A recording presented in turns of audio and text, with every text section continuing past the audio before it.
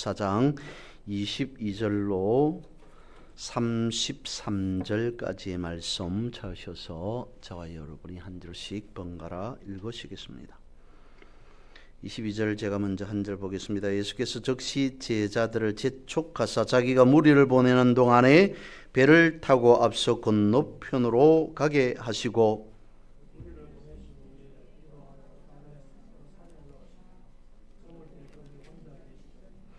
배가 이미 육지에서 수리나 떠나서 바람이 거스름으로 물결로 말미암아 고난을 당하더라.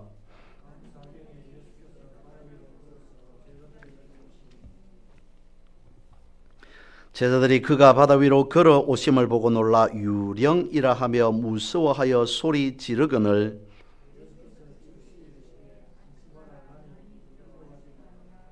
베드로가 대답하여 이르되 주여 만일 주님이시거든 나를 명하사 물 위로 오라 하소서 하니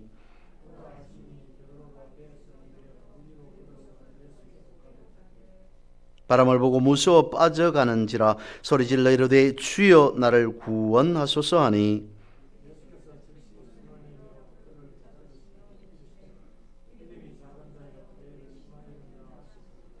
배에 함께 오름에 바람이 그치는지라 배에 있는 사람들이 예수께 절하며 이르되 진실로 하나님의 아들이로소이다 하더라.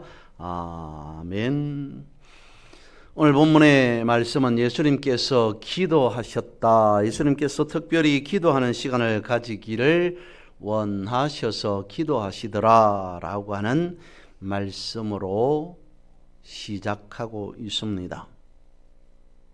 그렇습니다. 예수님은 오늘 본문을 통해서 기도의 중요성을 보여주고 있습니다. 기도가 얼마나 중요한가라고 하는 것을 몸소 실천하였다는 것입니다. 본문의 말씀에 보니까 당시에 예수님 앞에도 여전히 수없이 많은 사람들이 있었습니다. 그 많은 사람들이 예수님 앞에 무엇하기 위해서 몰려 있었는가? 본문의 앞선 상황을 보면 소위 우리가 잘 알고 있는 오병이어의 기적이 사건이 기록되어 있습니다. 그래서 다시 한번 예수님 앞에 나가서 그런 것을 경험하기 위해서 내지는 예수님의 엄청난 듣도 보도 못한 그런 말씀을 듣기 위해서 혹은 아프고 몸이 좋지 않은 그런 병든 사람들은 치료받기 위해서 치유받기 위해서 다양한 이유와 목적이 있지 않았을까 싶습니다. 그런데도 예수님께서는 그렇게 무엇인가 기대하는 마음으로 내지는 갈급한 마음으로 사모하는 마음으로 예수님 앞에 모여든 사람들을 물러가게 하십니다. 사람들의 마음은 내심 섭섭했을 겁니다. 그러니까 오늘날로 치면 어떤 한 병원이 매우 병을 잘 고친다는 소문난 병원이 있다고 해보겠습니다. 장사진을 이룹니다. 문전성시를 이루고 있습니다. 마감할 시간이 되었는데도 마감할 시간이 지낸데도 사람의 줄은 끊이지 않습니다. 의사가 말합니다. 오늘은 여기까지만 진료하겠습니다 하고 문을 닫아버립니다. 너나 할 것 없이 아픈 사람은 오늘만큼은 내가 진료받고 치료받았으면 좋겠다라고 하는 마음으로 그렇게 줄 수 있지 않았겠습니까? 그럼에도 문을 닫아버리면 얼마나 섭섭하겠습니까? 아니 섭섭한 걸 넘어서 힘들어 했겠습니까? 예수님 앞에 모여든 사람들도 그런 상황이라면 예수님을 그렇게 바라보지 않았을까? 예수님은 왜 그것을 몰랐겠습니까? 그런 각자의 나름의 한 사람 한 사람마다의 다 사연이 있음을 충분히 알고 계셨을 겁니다. 그럼에도 예수님은 몰려든 사람들을 물러가게 했습니다. 왜? 기도하기 위해서였다라고 하는 것이죠. 예수님의 자기관리, 우리의 입장, 사람의 관점으로 바라봤을 때 예수님의 자기관리, 예수님의 시간관리는 철저했다는 것이죠.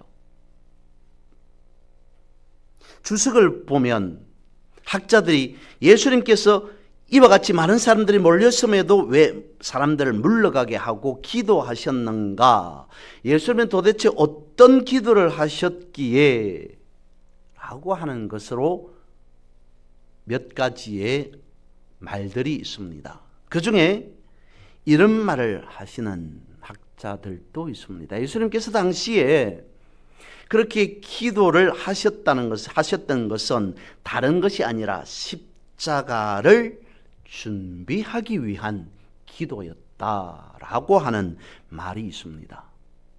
그렇다면 예수님께서 몰려온 많은 사람들을 돌려보내면서까지 기도하신 그 기도가 예수님께서 앞으로 감당하실 그 십자가를 위한 준비의 기도였다고 본다면 예수님께서 십자가를 얼마나 철두철미하게 준비하셨는가? 그냥 예수님께서 십자가를 지어야 되겠다 그리고 태어나셔서 사역하시면서 3년의 공생을 사시면서 그리고 때가 되어서 말씀의 이름과 같이 사람들을 구원하셨다 십자가를 지셨다라고 하는 이러한 것이 아니라 그 십자가를 앞둔 예수님의 마음 내지는 예수님의 준비라고 하는 것은 그야말로 철두철미했다라고 하는 것이죠. 그런 철저한 준비가 있었기에 예수님께서 십자가를 지시고 다 이루었다 테텔레스타이라고 말씀하셨던 그 말씀의 의미, 그 말씀이 어떤 의미인지 정확하게 우리는 다 알 수는 없지만 그렇게 말씀하셨던 그 무게감, 이런 것들을 우리가 다소 생각해 볼 수 있지 않을까 싶습니다. 이런 예수님의 십자가를 향한 삶 속에서 그때 당시까지만 하더라도 제자들은 그렇게 예수님에게 큰 도움이 되어지지 못했던 것 같습니다. 예수님께서 기도를 다 마친 때였을까요? 아니면 기도를 하시다가 무언가 제자들에게 문제가 있다, 생겼다라고 하는 것을 예감하셨기 때문이었을까요? 당시에 제자들이 타고 있던 배가 육지에서 물결에 떠밀려서 멀리 가 있는 상태였습니다. 예수님께서 제자들이 육지에서 멀리 떨어져 있는 배를 타고 있는 제자들에게로 물 위로 걸어가셨습니다. 밤 사경에 오늘날 시간으로 하니까 새벽 4시에라고 그렇게 번역되어져 있습니다. 한밤중은 아니겠습니다만 그렇다고 아침도 아닌 어쩌면 동트기 전에 가장 어두운 깜깜한 시간대라고 볼 수 있지 않을까 싶습니다.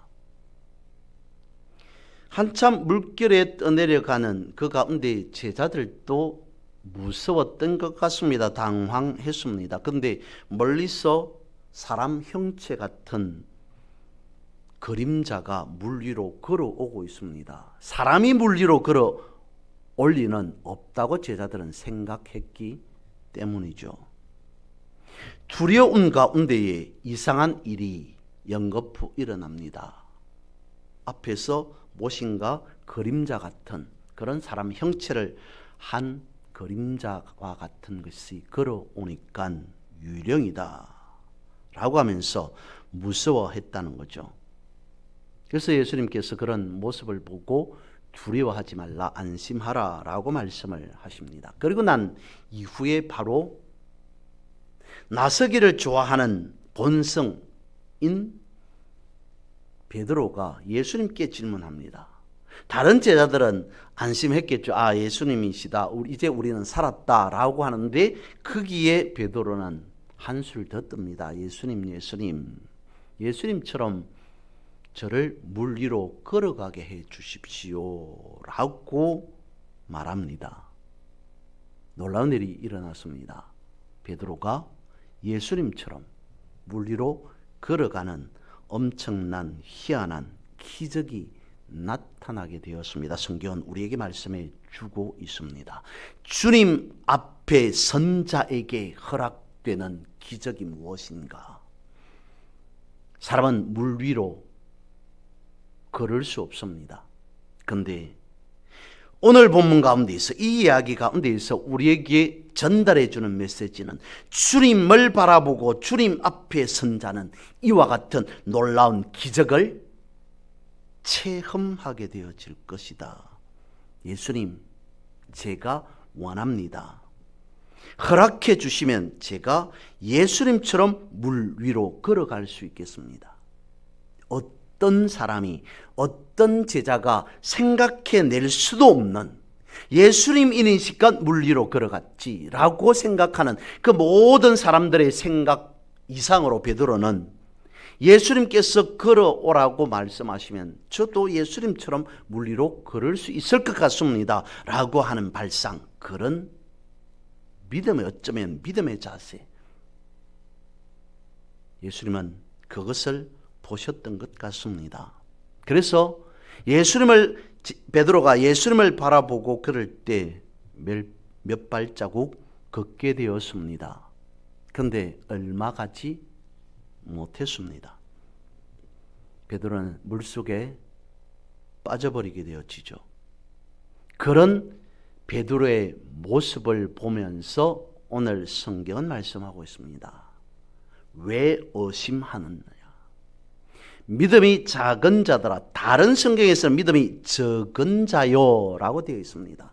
오늘 우리가 가진 성경에서는 믿음이 작다, 작은 자라고 되어 있습니다.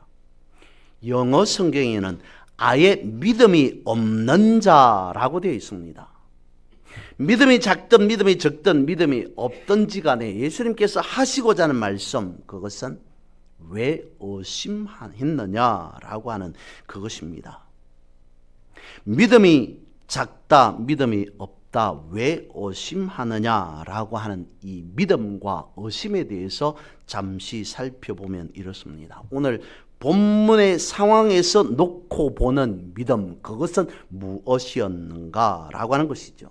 믿음은 예수님을 바라보는 것입니다. 믿음이라고 하는 것은 달리 말하면 나를 바라보는 것이 아니라 예수님을 바라보는 것이 믿음이라는 것입니다. 예수님을 바라보았을 때 베드로가 물 위로 걸었기 때문이죠. 그리고 자신을 바라보았을 때 베드로는 물속에 빠졌습니다. 왜냐하면 자신을 바라보면서 의심했기 때문이라는 것이죠. 그러니까 의심했다는 것은 예수님을 바라본 것이 아니라 나를 바라보는 것, 혹은 일렁이는 물결을 바라본 환경을 바라보는 것이 의심이다 라고 하는 것입니다. 흔히 회개라고 하는 말을 하면서, 회개라고 하는 것은 잘못된 길을 걸어가다가 그 길에서 선회하는 것, 완전히 돌아서는 것을 회개라고 이야기를 하죠. 믿음이라고 하는 것은 다른 것이 아닌 예수님을 바라보는 것이 믿음이라고 한다면, 반대로 믿음 없음이라고 하는 것은 무엇이겠습니까? 예수님을 바라보던 것에서 완전히 돌아서는 것, 그것을 두고 믿음이 없다라고 말하겠죠. 그러니까 믿음이 없다고 하는 것은 예수님을 바라보지 않고 나를 바라본다는 것입니다. 환경을 바라본다는 것입니다. 말씀에 대한 의심과 불신이라고 하는 것은 나를 바라보는 데서 시작되어진다는 것이죠. 내가 생각해 볼 때, 내가 바라볼 때 내 생각에는 이라고 하는 것이 의심이며 불신이라는 것입니다. 그런데 예수님이 말씀하시는 믿음이라고 하는 것은 이것입니다. 예수님이 나를 어떻게 바라보느냐라고 하는 거죠. 믿음이라고 하는 것은 우리가 예수님을 바라보는 것이고, 예수님께서 말씀하시는 믿음 또한 예수님께서 나를 어떻게 바라보느냐라고 하는 것이 맞물려 있다는 것입니다. 예수님께서 베드로를 어떻게 바라보았습니까? 물 위로 걸어갈 수 있다고 보았습니다. 앞서 말씀을 드린 바와 같이 당시에 배 안에 있었던 모든 사람들은 감히 예수님처럼 물 위로 걷겠다라고 생각하는 사람 아무도 없었습니다. 유독 베드로만 그렇게 했습니다. 예수님께서 말씀하시고 예수님께서 명령하시면 나도 물 위로 걸어갈 수 있을 것 같습니다. 나로 물 위로 걸어가게 해 주십시오. 예수님께서 베드로는 충분히 물 위로 걸어갈 수 있다고 보았습니다.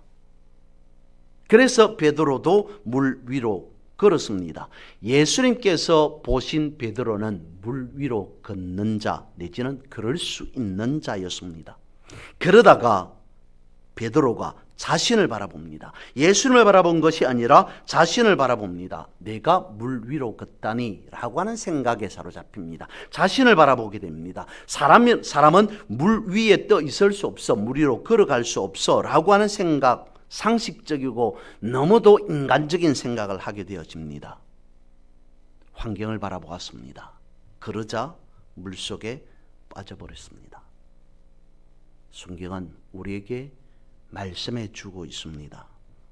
우리는 늘 드리는 말씀이죠. 거듭난 자입니다.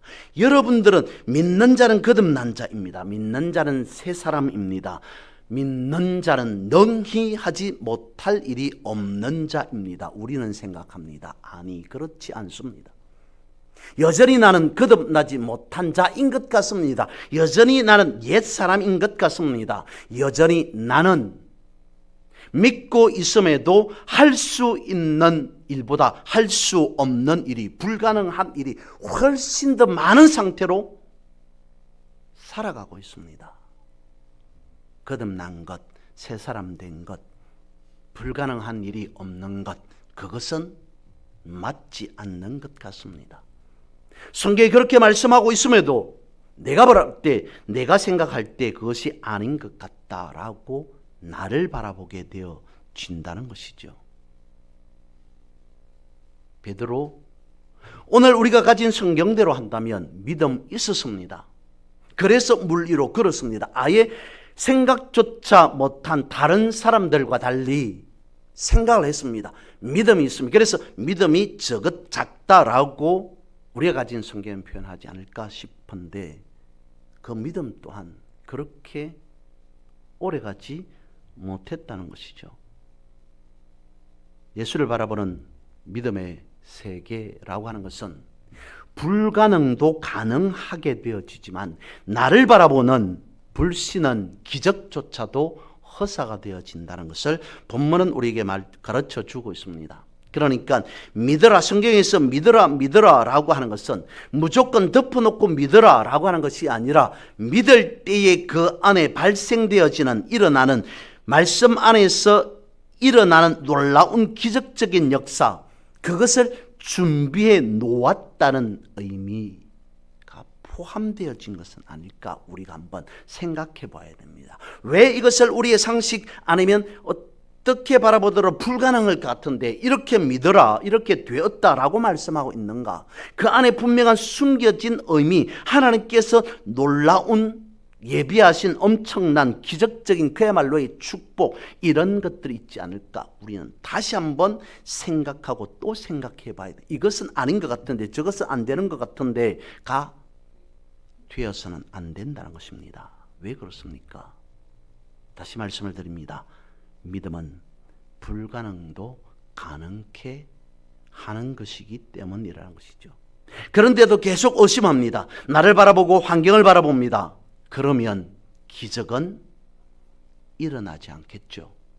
불가능한 것은 여전히 불가능한 채로 존재할 수밖에 없습니다. 그런데 가능하기 때문에 믿는다. 이것은 내가 바라볼 때 충분히 일리가 있어, 이치가 있어, 합리적이야, 될 것 같아. 그것은 믿음이 아닙니다. 세상적인 말로 확률이고 통계일지는 모르겠지만 믿음이라고 말할 수는 없습니다. 그래서 성도인 우리에게 중요한 것은 믿음이라는 것이죠. 의심과 두려움과 같은 그런 것은 우리의 영적인 눈과 귀를 어둡게 합니다. 그래서 보아야 할 것을, 진짜 보아야 할 것을 못 보게 합니다. 그러면 당연하다는 듯이 말합니다. 아무것도 안 보입니다. 아무것도 안 들립니다. 이것도 저것도 불가능합니다. 오늘 성경은 말씀하고 있습니다. 믿음의 세계는 물 위로 걷는 기적의 세계입니다. 그러나 의심이라고 하는 것은 물속으로 빠지게 하는 겁니다. 환경을 계속 믿음을 바라보고 예수를 바라보고 살아가지 않도록 계속 환경을 바라보고 살아가도록 유혹합니다. 그 환경 속으로 우리는 계속 빠져들게 되어지겠죠. 그래서 성경 말씀하고 있습니다. 주님께서 우리와 나와 함께 하심을 의심하지 말라. 이사야 41장 10절입니다. 두려워 말라. 내가 너와 함께 함이라. 놀라지 말라. 나는 내 하나님이 됨이라. 내가 너를 굳세게 하리라. 참으로 너를 도와주리라. 참으로 나의 오른손으로 너를 붙들리라. 두려워 떨고 있던 제자들을 향해서 주님이 말씀합니다. 내다 두려워하지 말라. 안심하라 라고 말씀하고 있습니다. 두려워하는 우리의 삶 속에서도 주님 말씀하고 있습니다.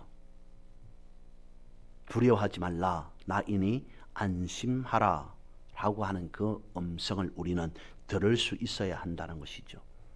성경은 우리에게 가르쳐주고 있습니다. 평강, 샬롬이라고 하는 것을 성경 곳곳에서 강조하듯이 말씀하고 있습니다. 왜 그렇습니까? 환경이라고 하는 그 엄청난 두려움이 물결칠 때 우리는 무엇을 어찌해야 할 바를 알지 못하고 손 놓고 있을 수밖에 없습니다. 그래서 성경 말씀하고 있습니다. 평강하라, 안심하라, 두려워하지 말라라고 말씀하고 있습니다. 무엇을 어떻게 하라는 것일까요? 믿음이라고 하는 것은 원인을 바라보게 하는 것, 근원을 바라보게 하는 것입니다. 환경을 바라보는 것이 아닙니다. 오심이라고 하는 것은 환경을 바라보게 하는 것입니다. 일어난 일을 보는 것이죠. 믿음이라고 하는 것은 근원을 보는 것이다 라고 한다면 그 근원은 예수 그리스도라는 거죠. 베드로 자신을 바라보는 것이 아니라, 일렁이는 물결을 바라보는 것이 아니라 예수를 바라보라, 근원을 바라보라. 주님의 구원을 우리는 의심해서는 안 된다는 것입니다. 고린도전서 10장 13절입니다. 사람이 감당할 시험 밖에는 너희가 당한 것이 없나니 오직 하나님은 미쁘사 너희가 감당하지 못할 시험 당함을 허락하지 아니하시고 시험 당할 점에 또한 피할 길을 내사 너희로 능히 감당하게 하시느니라. 환경을 바라볼 때는 캄캄할 수밖에 없습니다. 그런데 주님을 바라볼 때는 구원의 확신을 가지게 되어진다는 것입니다. 환난, 고난이라고 하는 것은 성경에 있는 말씀대로 한다면 그것은 하나님의 능력을 나타내는 기회가 되어진다라고 하는 것입니다. 그런 말이 있습니다. 인생의 가장 좋은 일들은 흔히 고난과 슬픔이라고 하는 보자기에 쌓여서 온다라고 하는 말을 합니다. 예레미야 33장 2절과 3절에서 말씀하십니다. 이를 행하시는 여호와, 그것을 만들며 성취하시는 여호와, 그의 이름을 여호와라 하는 이가 이와 같이 이르노라. 너는 내게 부르짖으라. 내가 내게 응답하겠고 내가 알지 못하는 크고 은밀한 일을 내게 보이리라. 보자기에 쌓여져 있을 수도 있다는 것입니다. 우리가 볼 수 없는 그 안에 하나님의 엄청난, 그야말로 은밀한 일이 내포되어져 있다, 담겨져 있다.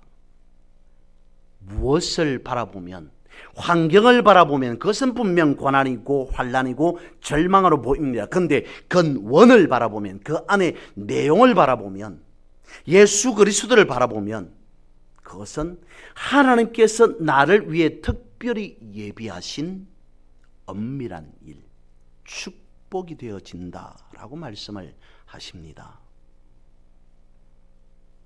그런 예수님의 물 위로 걸어오신 그 장면을 목격한 제자들은 본문의 말씀에 보면 납작 엎드립니다. 그러면서 하는 말이, 주님은 과연 하나님의 아들이십니다. 두려움에서, 베드로의 의심에서, 그리고 그 다음의 단계 확신으로 변화되어집니다. 모든 것을 다 다스리시는 분, 모든 것을 지배하시는 그분이 십자가를 지십니다. 사순절이라고 하는 이 절기, 우리가 버려야 할 것이 있다면 그것은 의심과 불신인 것 같습니다. 주님께서, 십자가를 지시는 주님께서 우리에게 묻고 있는 말이기도 할 것 같습니다. 왜 의심하느냐라고 묻고 있습니다. 십자가는 죽음입니다. 예수님께서 십자가에 달려서 죽으셨기 때문이 아니라 십자가는 불신과 의심에 대한 죽음을 나타내 보여주신 겁니다. 십자가는 질병에 대한 죽음을 나타내 보여주신 겁니다. 십자가는 고통과 그리고 부정에 대한, 모든 하나님으로부터 나오지 아니한 것들에 대한 죽음이 십자가라고 하는 것입니다. 그리고 그 모든 것을 죽인 후에 나타나는 것이 부활의 영광입니다. 부활의 주님이 우리에게 지금도 말씀합니다. 의심하지 말고 물 위로 걸어라. 주님을 바라보고 물 위로 걷는 영광된 삶을 살아가는 우리 모두가 되어지기를 주님의 이름으로 선포하고 축복합니다.